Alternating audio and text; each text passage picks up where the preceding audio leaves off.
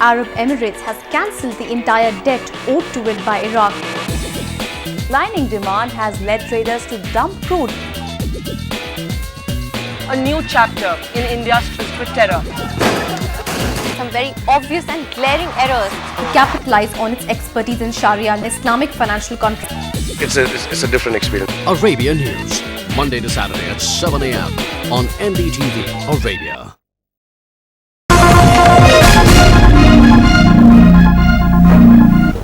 Well, hello and welcome to NDTV Arabia. We are tracking the top story from Pakistan. Musharraf resigns from presidency. I, Karuna Kumar, bring you the news at this hour. First, let's take a look at the headlines. Musharraf addresses the nation for the last time as president, resigns from presidency. करीबी सियासी supporters से मुशावरत करके और उनकी advice लेकर मुल्क और कौम के खातिर मैं आज ओहदे से मुस्ताफी होने का फैसला करूं।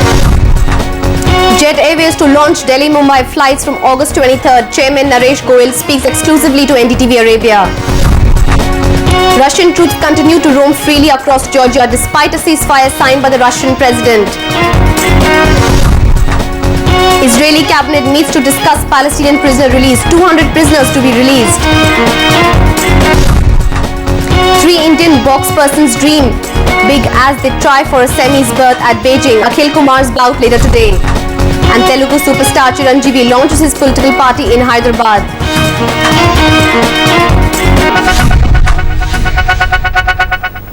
Our top story at this hour. Just a few minutes before President Musharraf addressed the nation, and in his speech he announced his resignation. In his address, Musharraf to the nation, he said that it is unfortunate that some people levelled false allegations at him. He has worked very hard for the past 9 years. The ruling coalition has already made it clear that he has few other options left. Sources tell NDTV the government is ready to help Musharraf if he leaves the country. The president is also likely to be given indemnity within the next 24 to 72 hours, which means he may not have to face a trial. There are reports that Musharraf has met the chiefs of intelligence and national security agencies. Our top story at this hour. Dubai police have arrested 2 men in the aftermath of the fire in Dubai, which killed 11 people in a villa housing up to 500 laborers illegally. A fire broke out on Tuesday morning in the Dera area of Dubai. Many Indians are still missing. It has now been confirmed that all 10 Indians who died were from Andhra Pradesh in India. Our Dubai correspondent Jyotsna Ravishankar took stock of the situation. And while the Russian military presence appeared to have diminished in the strategic city of Gori on Wednesday, Russian positions closer to Tbilisi and elsewhere in Georgia remained. Convoys roamed the outskirts of Senak into the small town of Krotsku in the central western part of the country. Some of the soldiers wore blue helmets, suggesting they might be part of Russia's peacekeeping force. Moscow deployed what it says are peacekeepers in South Ossetia in the wake of the 1992 separatist war, in which the province declared de facto independence from Georgia.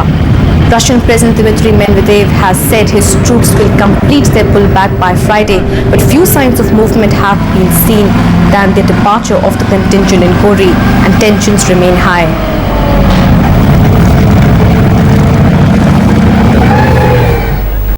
We now bring you the story of a girl in Hyderabad who, despite all odds, has achieved what no one in a city has.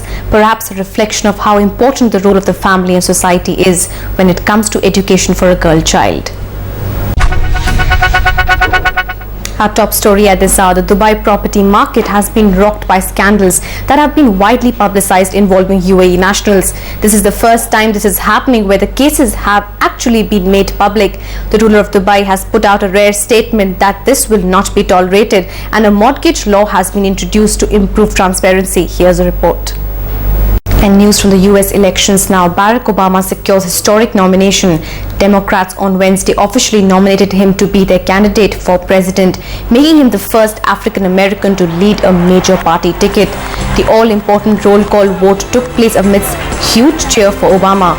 Hillary Clinton released her delegates before the roll call, freeing them to vote for Obama. At her urging, the New York delegation cast its votes for Obama, and then Clinton called on the convention to end the roll call and nominate him by acclamation. Obama's running mate Senator Joe Biden is scheduled to address the convention soon. Hillary Clinton. and 65 votes. And after Vipe's emotional speech yesterday at the Democrat convention at Denver, Biden was no less dramatic.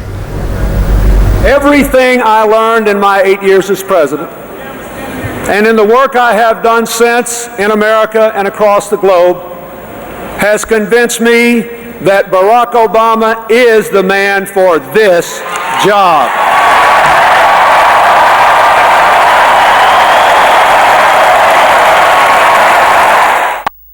Well, that's all we have for you in this bulletin, but for more news updates, stay tuned to NDTV Arabia.